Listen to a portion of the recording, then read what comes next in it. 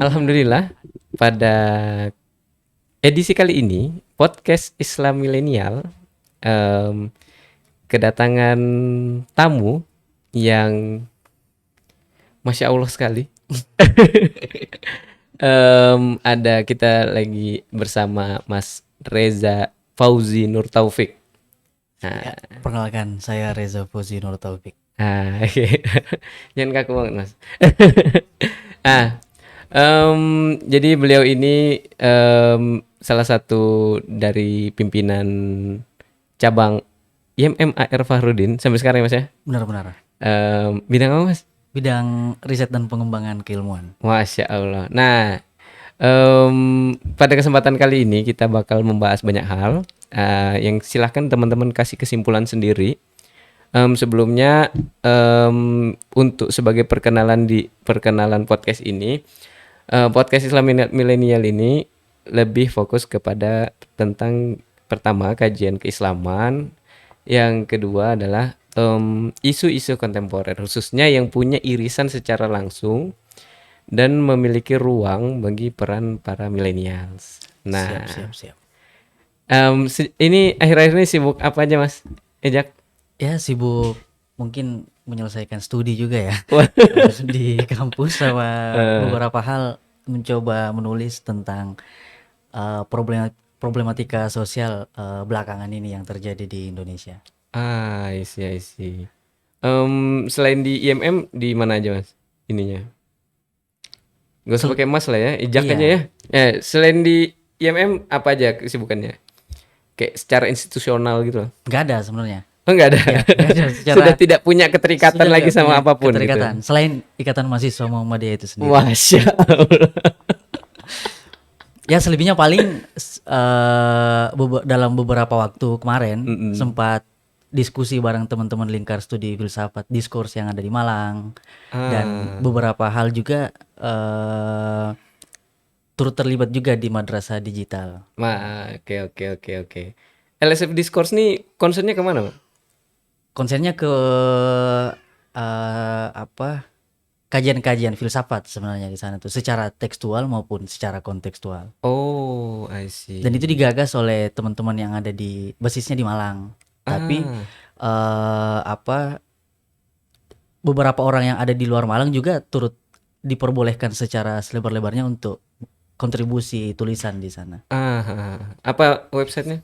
Lingkar Studi Filsafat Diskurs, Oh. LSFD. LSF Discourse. Iya. Oke.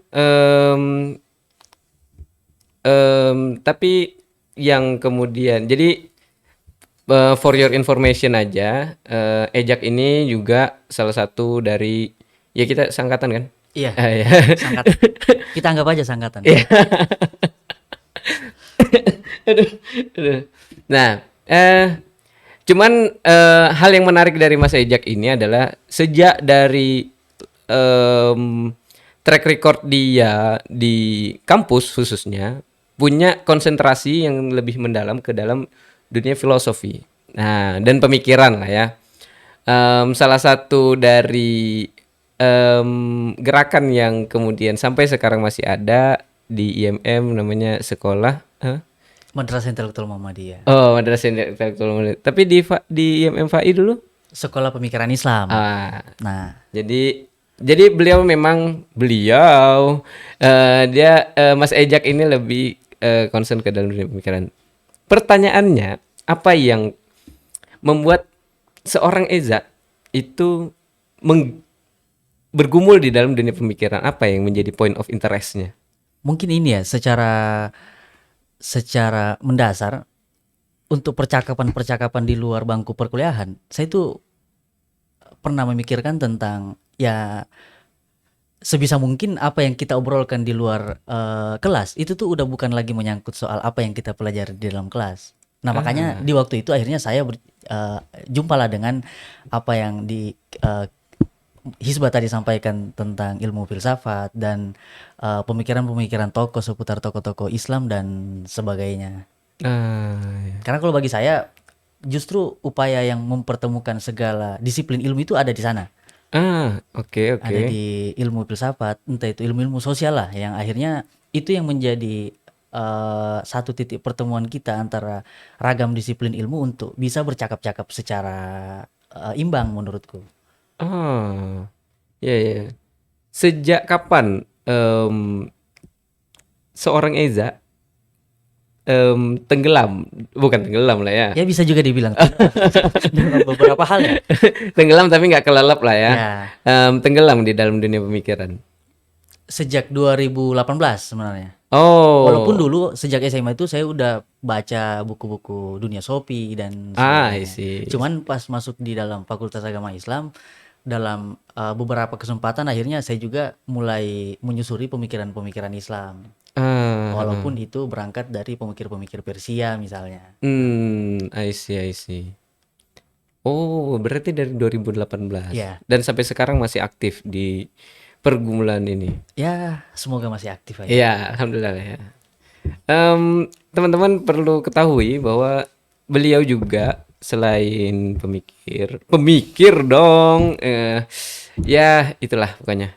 Eh, ya beliau juga sempat menjadi aktivis Tulen, Masya Allah, Tulen kan? Iya, Atau karbitan. ditulen-tulenin aja. Waktu kapan kejadian memanggil pertama atau kedua yang jadi korlap dulu? Pertama bukan korlap ya, tapi dulu sempat ikut konsolidasi. I Ya waktu itu. see. Dan waktu itu memang teman-teman UMY agak telat. I Nah see. makanya saya waktu itu yang wakil UMY. Ah, Tapi akhirnya datang lagi teman-teman UMY dan saya juga, aku kan bukan nggak terlalu aktif juga di sana sebenarnya. Cuman secara personalia ya lumayan memperhatikan lah gimana dinamika keindonesiaan belakangan ini. oke oke oke. Itu waktu itu tahun berapa ya? 2019 nggak sih? 2000, iya 19 kalau nggak salah ya. 2019 ya. Pokoknya saya ingat banget beliau ini kalau teman-teman anak UMY tahu di depan ATM itu ada kayak gundukan gede. Nah, beliau pernah berdiri di situ untuk screening orang-orang yang lagi mau aksi, ya nggak sih? Ya, tapi di PAI ya waktu itu. Ya, PAI. masih jadi lingkupnya masih FAI. Setelah melalui proses yang cukup panjang, belum panjang, 4 tahun. 18, 19, 20, 22, 21, 22, hampir 5 tahun. Apakah menggeluti dunia pemikiran itu sebuah keharusan atau ya keharusan ya berarti berkenaan dengan kebutuhan atau dia hanya minat dan bakat saja? Kalau bagi saya ya itu sebuah keharusan di sisi lain. Hmm. Walaupun dalam konteks tertentu itu belum tentu bukan berarti juga memaksa beberapa orang untuk konsen di dalam sana. Tapi setidaknya kalau bagi saya bangunan berpikir itu mampu ada dulu. Oh, I Tapi see. untuk konsen secara menyeluruh dan sebagainya itu nggak terlalu dipaksa juga karena ada beberapa hal yang lain tentang pengalaman dan sebagainya itu tetap menjadi apa? Tetap menjadi poin penting juga untuk pembelajaran. Poin apa yang paling penting itu? Maksudnya kan orang banyak juga apalagi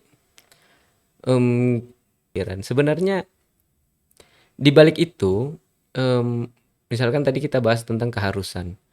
Poin penting apa yang kemudian harus dipetik dari pergumulan pemikiran itu gitu. Tapi begini, di sisi lain ya, dalam konteks hubungannya dengan aktivisme, Mm-mm. kenapa kemudian pemikiran itu menjadi penting? Karena justru yang mendasari kita bergerak itu ada di pemikiran tersebut. Makanya, Oh. tapi apakah semua aktivisme harus berpikir? Belum. Ya kalau secara realitasnya ada juga yang enggak, ya kan? Ya. Tapi dalam konteks yang lain ya harus tetap ada yang menjadi pemikir di balik itu. Apalagi misal dalam konteks keislaman misalnya, ketika kita akhirnya membaptis diri kita sebagai Roshan Fikr misalnya, Oke. itu kan akhirnya syarat yang paling pertama ketika kita ingin menerangkan yang lain kan setidaknya kita dulu yang tercerahkan tuh. Nah, tercerahkan Oke. dalam konteks mampu untuk membaca realitas yang benar-benar nyata dulu dan itu menurutku perlu kerangka berpikir yang apa yang pasti dalam di situ biar kita nggak hanyut lewat dalam bagaimana realitas sosial ini sengaja dikonstruksi oleh beberapa orang misalnya. Nah, Oke. Apa masalah yang menjadi dampak dari aktivisme tanpa memiliki intelektualitas? ya akhirnya kita mengulang-ulang kesalahan yang sama menurutku Oh, dan karena? karena kita nggak mampu untuk mengoreksi secara mengoreksi ke dalam tentang apa yang Oh, menjadi kekosongan di dalam tubuh kita misalnya tuh, atau tubuh organisasi misalnya, atau di dalam tubuh gerakan misalnya. Dan itu tercermin dari bagaimana dulu gerakan kiri yang ada di Frankfurt misalnya di Jerman waktu itu, tentang bagaimana ketegangan antara gerakan kiri dan kapitalisme waktu itu ah, di sana tuh. Yang akhirnya beberapa pemikir di Frankfurt memikirkan tentang kita kebanyakan mengkritisi dalam tanda kutip kapitalisme, tapi kita nggak pernah belajar dalam soal itu. Dan akhirnya kapitalisme mengadopsi semua kritikan itu untuk menjadi kapitalisme baru. iya menjadi Spat. mutasi, bahasanya itu mutasi kapitalisme di Oh, masa-masa sekarang. kalau apa namanya spat kapitalismus itu nggak sih? Ya, atau ya dia akhirnya mengaktifkan mode-mode baru lah. Oh, I Iya see. kan? Ah, iya, iya, Karena benar-benar. itu berangkat dari bagaimana kemudian kritikan itu dia bisa ambil dengan baik dan Oh, diolah lagi untuk menjadi satu formulasi baru. Dan tentunya balik lagi ke dalam gerakan di masa sekarang, itu tuh harus menjadi satu pelajaran penting menurutku tuh. Apa yang kejadian di Jerman tentang ternyata setiap gerakan itu pasti memiliki satu kebolongan dan itu perlu upaya untuk adanya kritik internal untuk ah, menjadi satu formulasi baru untuk menghasilkan satu gerakan misalnya. mungkin itulah bahasanya Gitu lah ya. tajdid lah ya, Ya, tajdid. Wah, pembaruan. pembaruan. Oh, ya, I see, I see, I see.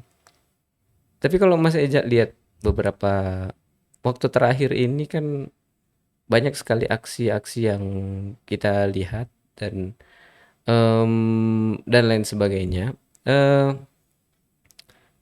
apa yang kemudian menjadi problem mendasar dari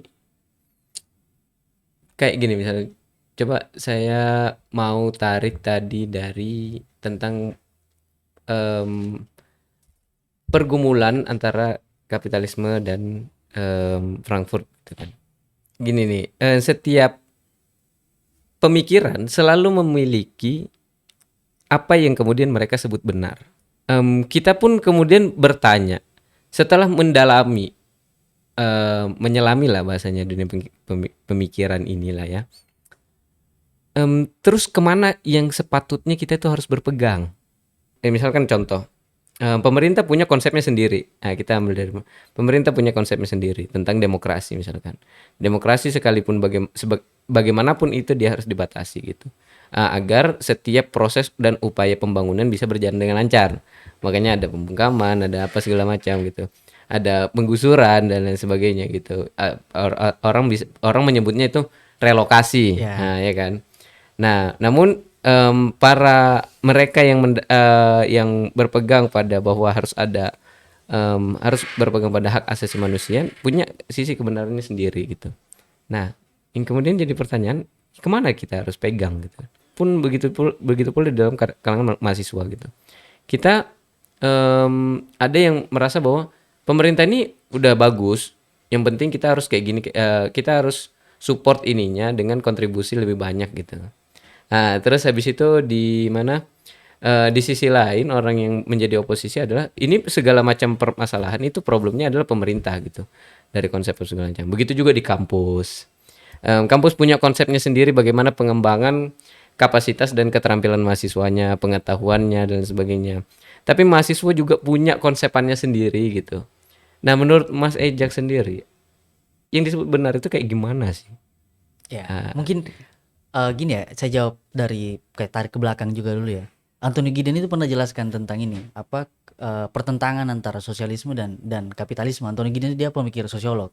Tapi yang dia jelaskan kemudian tentang bagaimana kemudian kapitalisme itu nggak ya sampai sekarang belum mampu untuk memberikan kepada peradaban tentang bagaimana sih kesejahteraan yang benar-benar sejahtera. Itu yang pertama.